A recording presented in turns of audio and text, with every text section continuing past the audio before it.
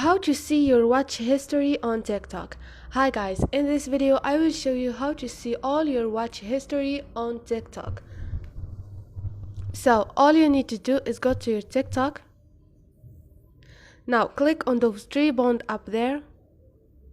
Click on setting and privacy.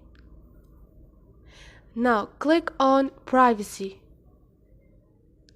Now scroll down and click on download your data.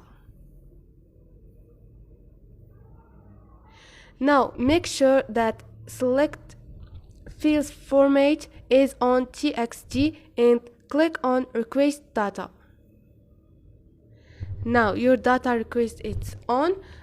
Now you should wait like for 3 or 4 days to see your history watch on TikTok, and you're gonna go back to these options and you're gonna see under download data all your watch history videos. So this is it guys, hope this video was helpful to you. If you like the video, please don't forget to subscribe and like.